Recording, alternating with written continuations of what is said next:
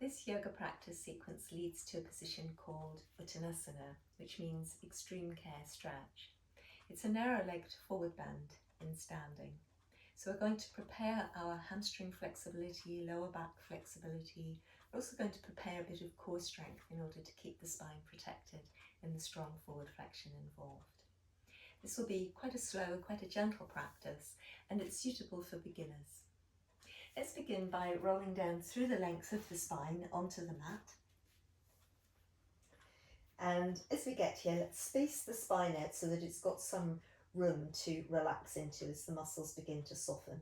So we can lift the hips up and lengthen the waist away from the ribs, and we can lift the ribs up and lengthen the waist out of the hips. Just bringing the ribs down, balancing the weight out right side, left side, bringing the hips down, balancing the weight out right side, left side. And let's support the weight of our head with the hands and release and lengthen the neck from between the shoulder blades through to the crown of the head. So we'll allow the spine through 3 or 4 rounds of the breath here simply to relax, allowing the muscles to either side of the spine to soften and to relax. And here having a sense of the shoulders spreading and opening against the mat as we breathe out, and the ribs spreading and opening against the mat as we breathe out, letting the breadth of the back of the waist relax into the mat as we breathe out, and as well just softening and letting go through the back of the hips. And then once we've begun to release the body into the support that the earth and the mat offers from beneath, we're going to bring our right leg in, and holding on underneath the back of the knee joint, we just gently flow this right leg in like a stirring type action around the hip joint. So we're letting the thigh bone in the hip joint largely determine its own course. You're not yanking the leg around with the hands, making it as strong as possible, but just slowly letting the weight of the leg release through its range of motion, with an idea of extending that range of motion, but not forcing the range of motion. So then again, we can always reverse this little circling action. So the hands guide the leg, supporting it to release and open a little bit more than, let's say, if it were carrying its own weight, it might be happy to do. And as the leg comes in and towards the front of the body each time, we might think again about relaxing our spines, thinking about the back of the neck softening and the spine through the back of the rib cage. And then eventually we're going to just have the thigh back in line with the hip joint, holding on underneath the back of the knee. And as we breathe out, we can allow the leg to gently sink and soften towards the front of the body. And again, we're helping it inwards and downwards with the hands. So as we breathe in, the leg releases just a little bit away from the abdomen.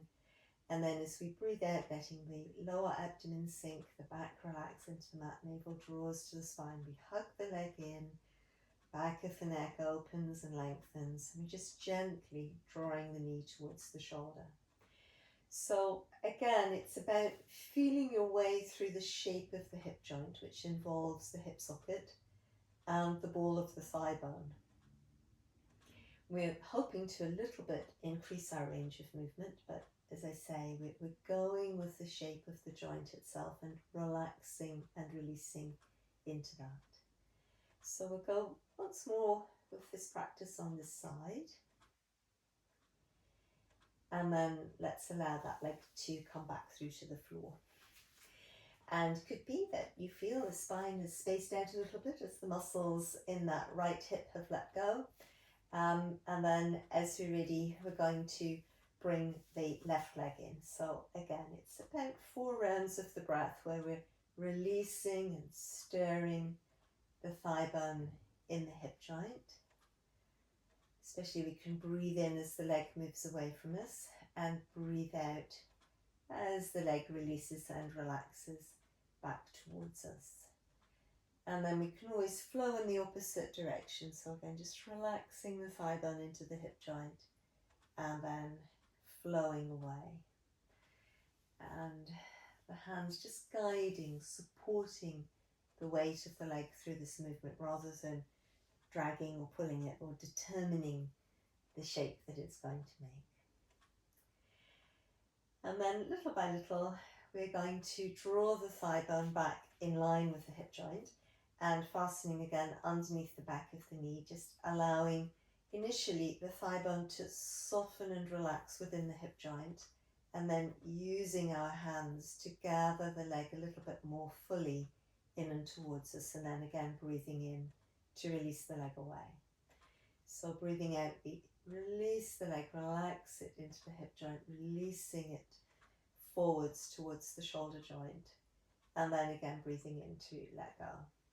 And with this action, which is Ardha Uttanasana, we're really intending as well to extend our exhalation. This action of the leg coming in, helping us to, in a way, pump the breath out. So again, we're gradually drawing to a close with this practice on the side. And then we'll let the left foot come down beside the right foot. And just here again, we check our alignment, if the nose is in line with the navel, and if we've got lots of space through our spine, tailbone to crown. And then we could let the arms open out in line with the shoulder joints. And from here, really gently flowing the spine into a twist. We could breathe out to flow towards our right side. And then breathing in, flowing the spine through the ribs back to the center, and then the spine through the waist, sacrum, tailbone. And then as you're ready, exhalation, just flowing through to your left side.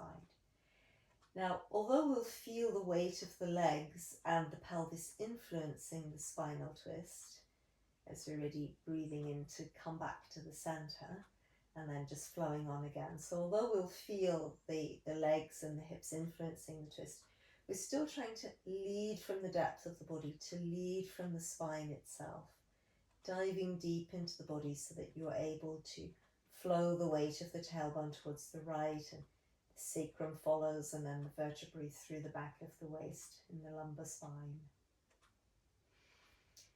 So it's a gentle movement, but effective.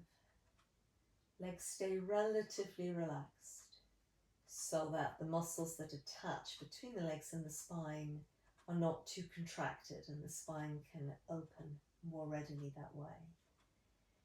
So then as we're breathing out, we could twist towards the right side with the lower body, but if we wanted to, head and neck might turn towards the left side.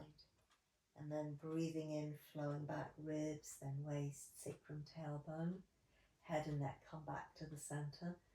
And then as you're ready again, tailbone flows over with the sacrum towards the left side, waist follows, and the head and neck pivot over towards the right side. And then again, we can breathe in to come back to the center.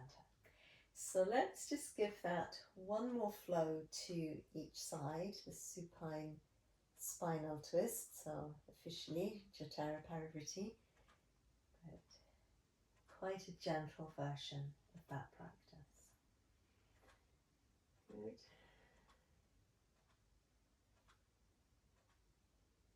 And then as we come back here to the center, we're going to, again, just give the spine a moment or two to soften and to relax and to neutralize as well after working through those spinal twists to each side. So just 2 or 3 breaths to, again, reconnect with the weight of the spine and ease in the muscles to either side of the spine and across the back and the shoulders. And then as we're ready, we're going to move on into a little bit more opening for the back of the leg. So we've already been opening back of hips and a little bit the back of the thigh, but this practice will be stronger. So we're going to aim to keep the tailbone in contact with the mat this time as we breathe out and draw the thigh towards us. And that will probably reduce the closeness of the thigh to the abdomen when we keep the tailbone down. And then as you're ready, breathing in to extend the leg and to open the arms out to the sides. And we're going to hold this practice through another 5 rounds of the breath on this side. And the idea is to really to connect the 2 positions through the space of the body. So as we breathe out and hug the leg towards us, we're aiming to relax through the back of the neck, shoulders, ribs, waist, hips. We feel the back of the thigh beginning to soften.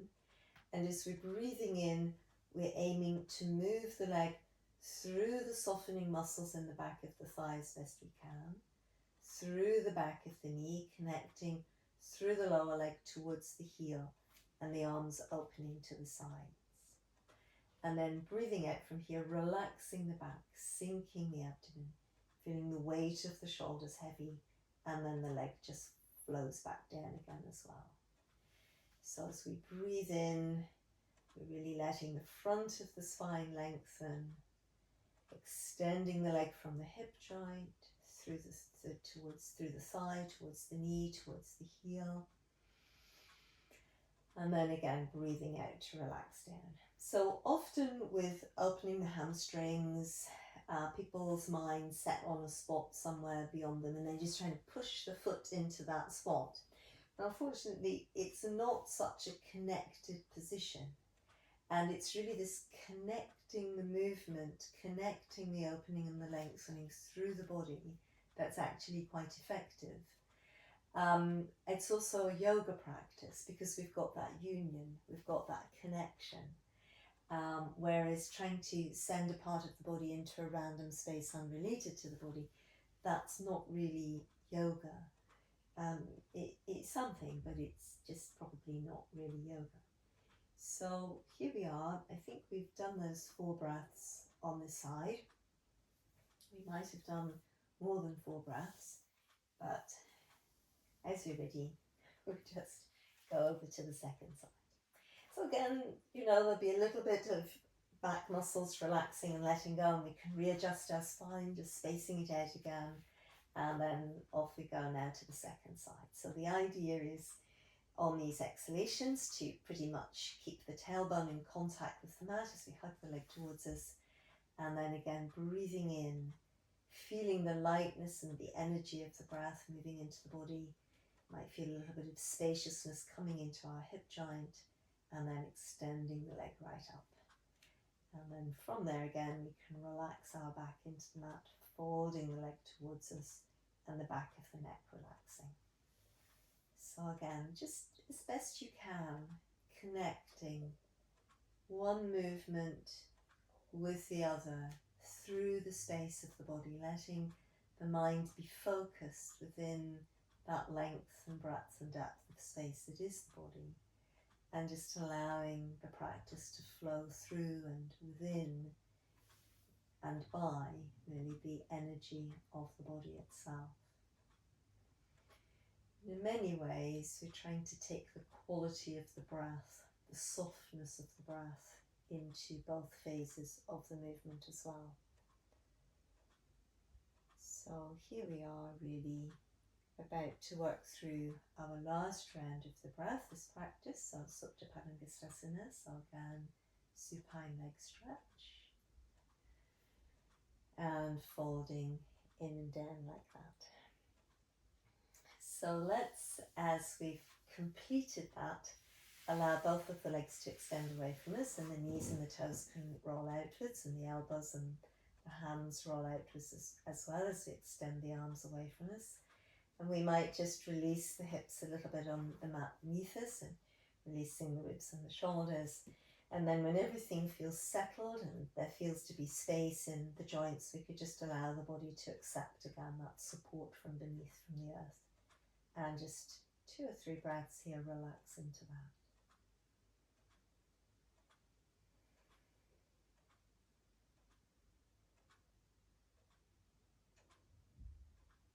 So then again, as we're feeling ready, we can roll the arms and the legs back into the center line of the body.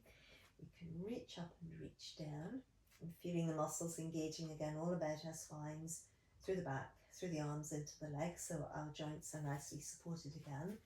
And we can think about rolling over, coming onto one side, but then from the side we're going to bring ourselves up to seated, and then on through towards essentially an all fours position.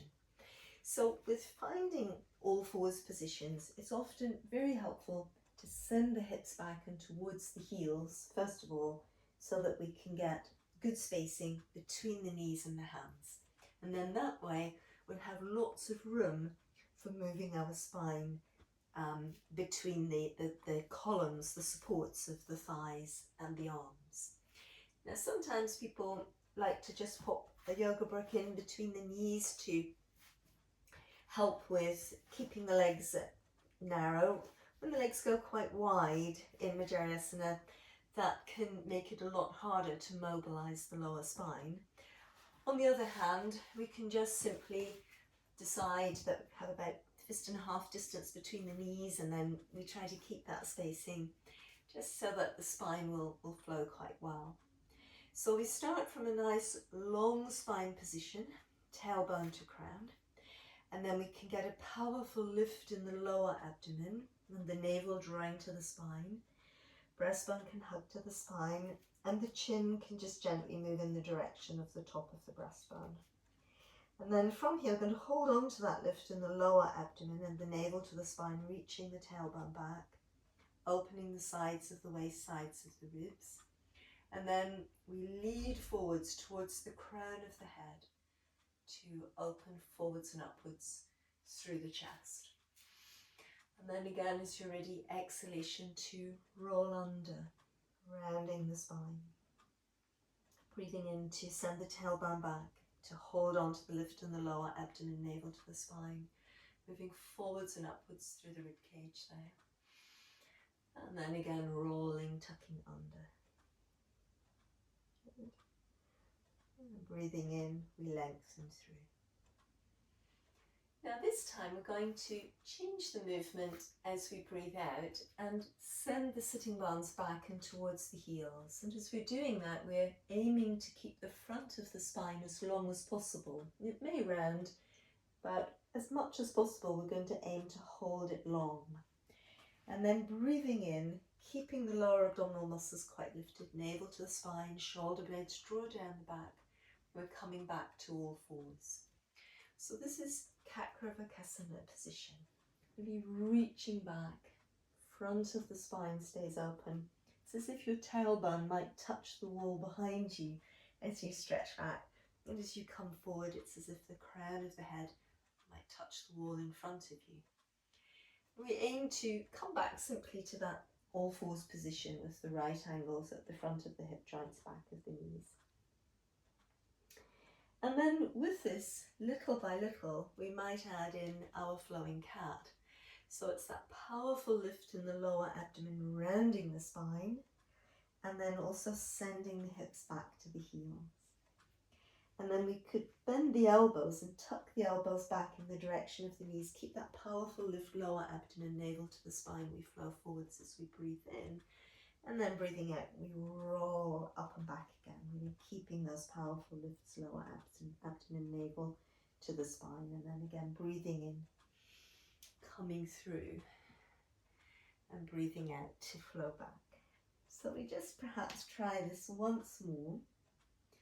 If you prefer, you just stayed in the basic cat, stayed in the basic Kakravakasana. They're both good practices. Rolling all the way backwards, send the hips towards the heels. So let's rest and relax here. We could possibly bring the arms alongside the legs, just checking that you don't feel any pressure in the neck as you come into full child. You can always pop a yoga block in between the thighs and the forehead, the thighs and the chest really, so the forehead can rest on it to help take pressure away from the neck. Or we can keep the arms forwards. It's another way of practicing. And that tends to keep the pressure more away from the neck.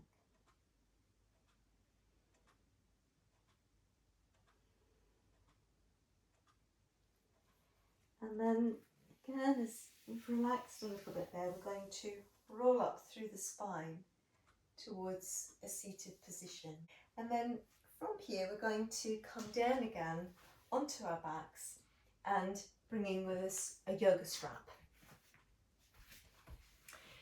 So lying on our back, we're going to again space the spine out, lots of distance between the weight of the ribs and the pelvis and the weight of the ribs and the shoulders and the weight of the head.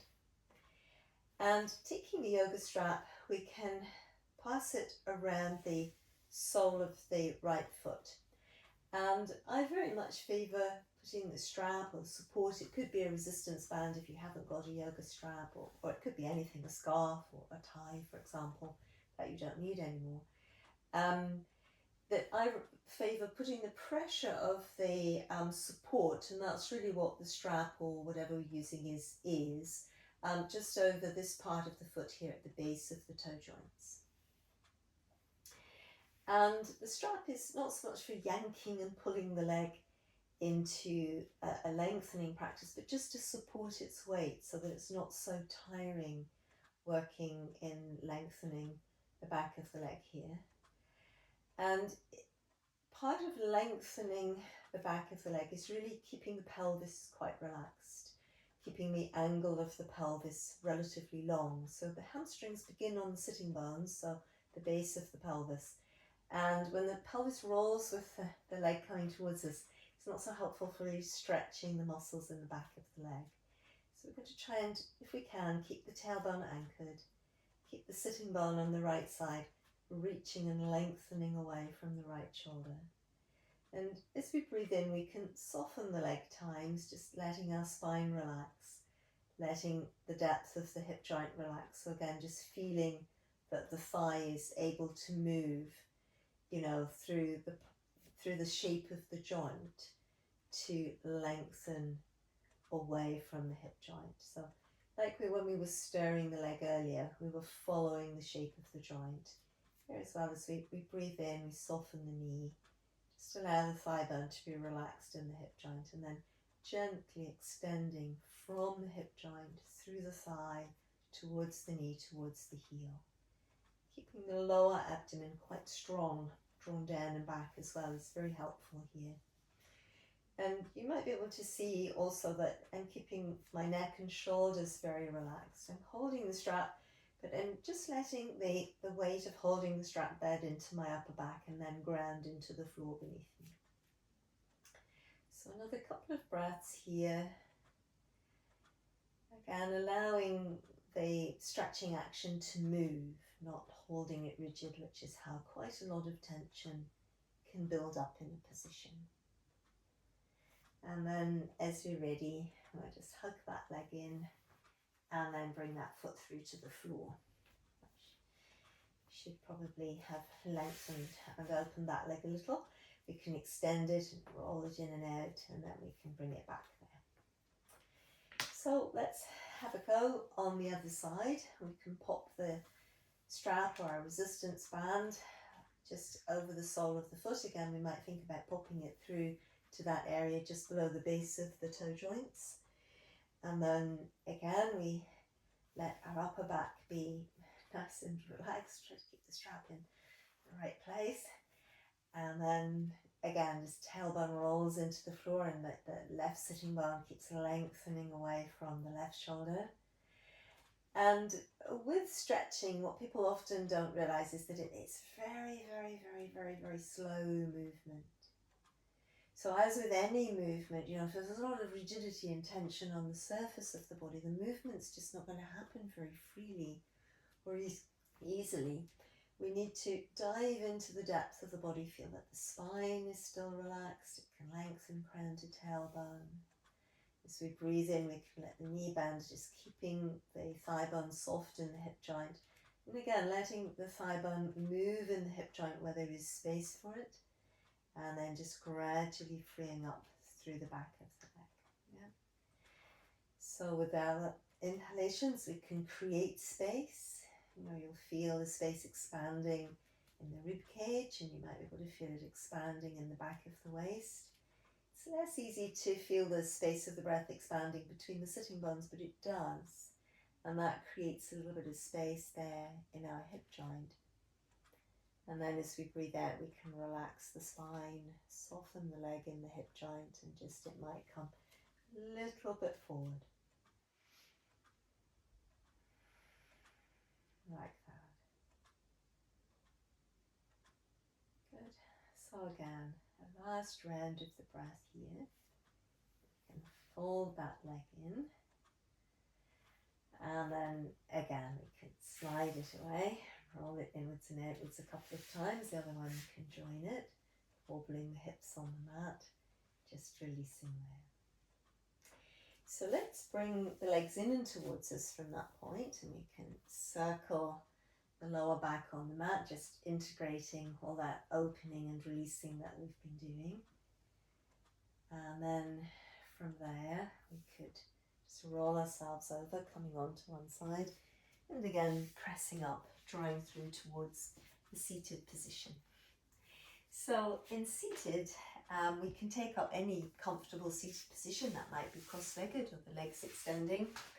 You might feel that a little bit of support would be helpful, because in this next practice, which is just in a way to liven us back up again after lying on the floor, we're going to really try and open the length through the spine. So we're breathing in, reaching up from the base of the spine to the crown of the head, opening the arms, and as we breathe out, let's come back to Namaste. So breathing in, lots of lift right from the base of the spine towards the crown of the head, and breathing out back to Namaste. So let's flow this through another couple of breaths here, just re-energizing the body again.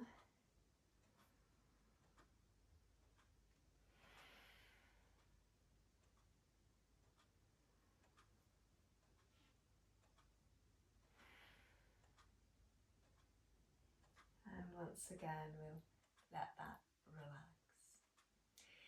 From here, we're going to bring ourselves up to standing, and we're getting closer now to our actual forward bend that we've been building up to, our Uttanasana that we're intending to look at. So now that we're up and standing, let's just again extend the spine. So as we're grounding here, we let the legs align with the hip joints and relaxing the soles of the feet into the mat or the floor beneath us. And then we're going to breathe in and get a great big reach up again through the spine, tailbone to crown, letting our arms go up. And then breathing out, navel to the spine, lower abdomen strong, keeping the spine quite tall as we breathe out. As we breathe in, the breath dives down into the chest, helping to put spaces between the ribs, and the reach up into the arms helps to, as well, put space between the ribs in the opposite direction. We're going to try and feel that the sides of our waist, sides of our ribs are lengthening, as well as the spine opening through the centre of the trunk of the body. And as we breathe out each time, aiming to avoid that tendency to deflate, but to stay nice and tall. So we'll breathe once more like that, flowing up and then flowing back down.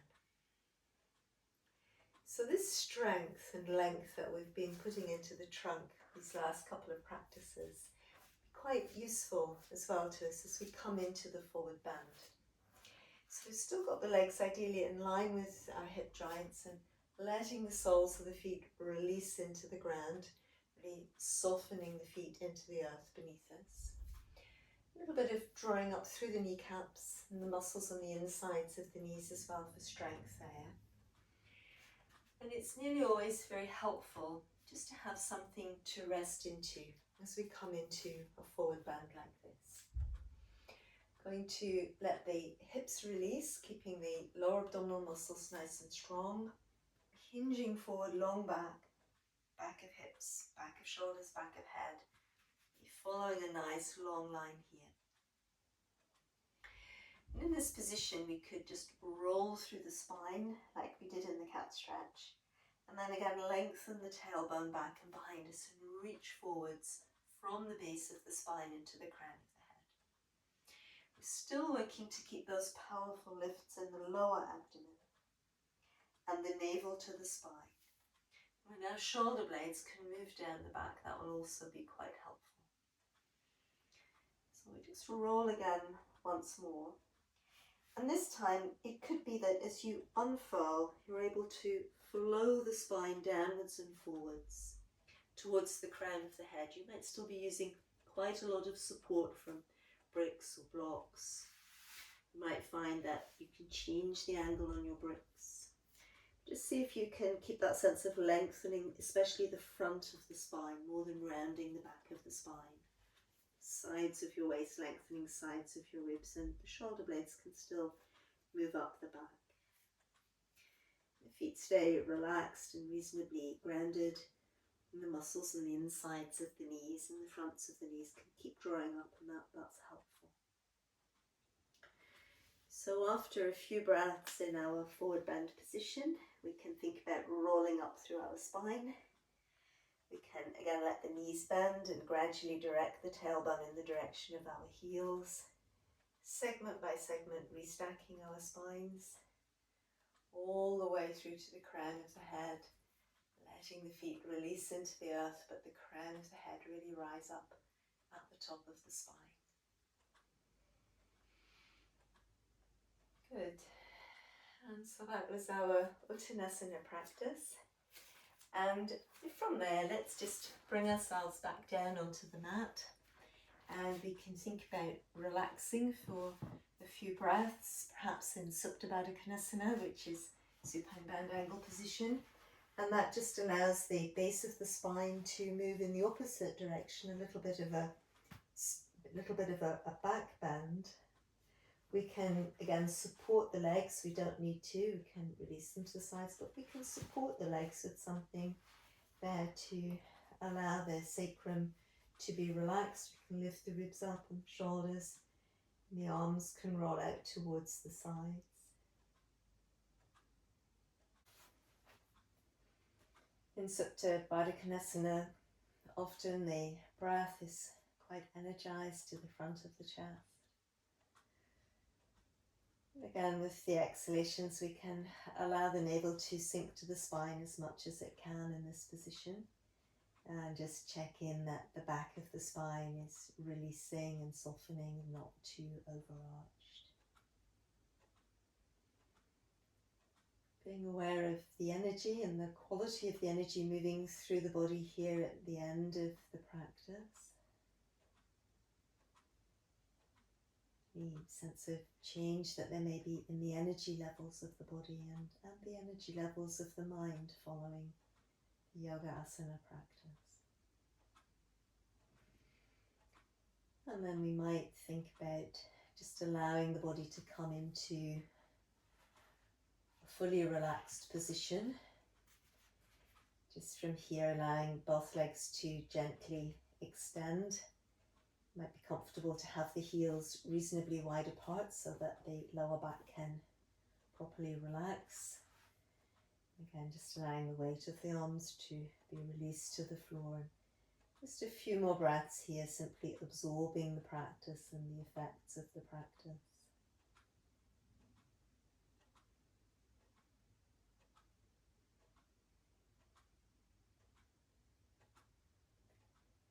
And then gradually we'll bring some movement back into the toes and the feet, and movement back into the fingers and the hands, and gently and slowly letting the head move towards one side and the other to relimber the neck as well. Letting the senses move outwards again. If you'd close the eyes, just bringing sense of hearing as well back into the environment where you're based. Once again, we can just hug the legs in and towards us and circle and release the lower back on the mat. Sometimes quite nice just to reach upwards through the arms and the legs, and then breathe out to fold in again, just to re-energize ourselves. A little bit stronger, more lively breath ahead of coming back into a state of activity.